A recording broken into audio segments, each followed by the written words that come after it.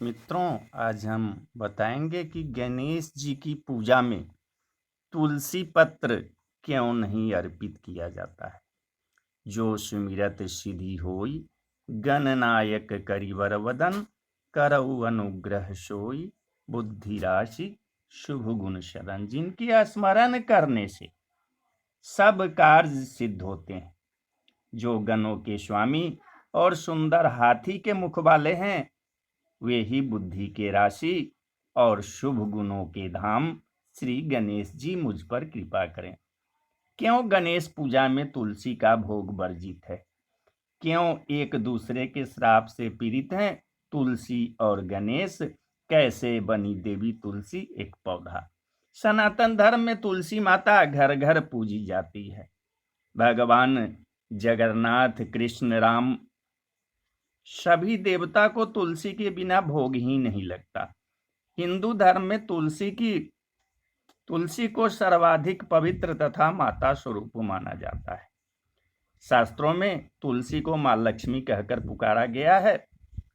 परंतु क्या आप जानते हैं कि विष्णु प्रिया तुलसी को भगवान गणेश की पूजा में निषेध क्यों माना गया है?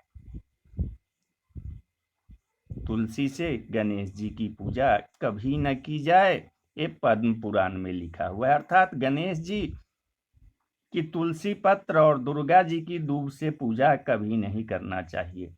पौराणिक काल में गणेश जी गंगा तट पर तपस्या में विलीन थे। इसी कालावधि में धर्मात्मा की नव यौवना कन्या तुलसी ने विवाह की इच्छा लेकर तीर्थ यात्रा पर प्रस्थान किया। देवी तुलसी सभी तीर्थ स्थलों का भ्रमण करते हुए गंगा के तट पर पहुंची।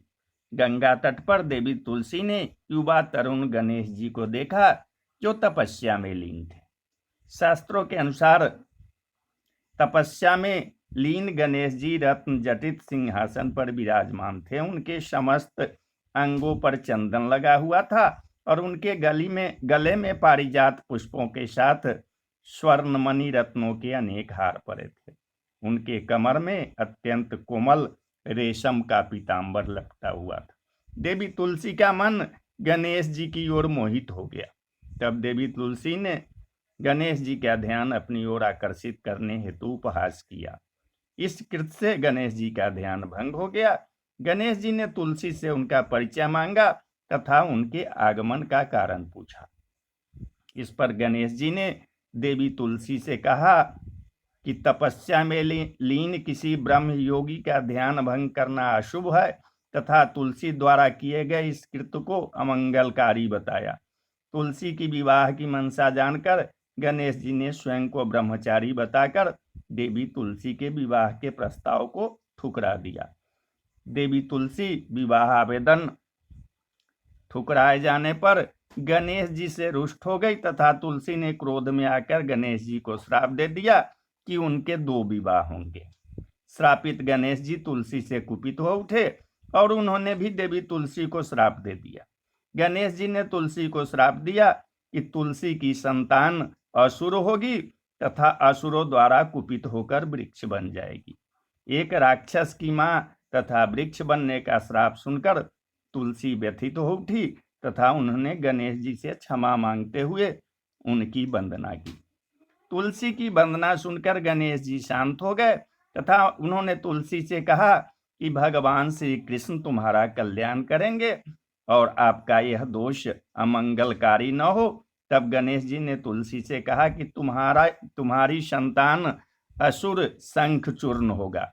गणेश जी ने कहा कि हे तुलसी, तुम वृक्ष के रूप में नारायण और श्री कृष्ण को प्रिय होगी तथा कलयुग में विश्व कल्याण हेतु मोक्षदायिनी देव वृक्ष के रूप में पूजी जाएगी, परंतु मेरे पूजन में तुम्हारा प्रयोग निषेध होगा।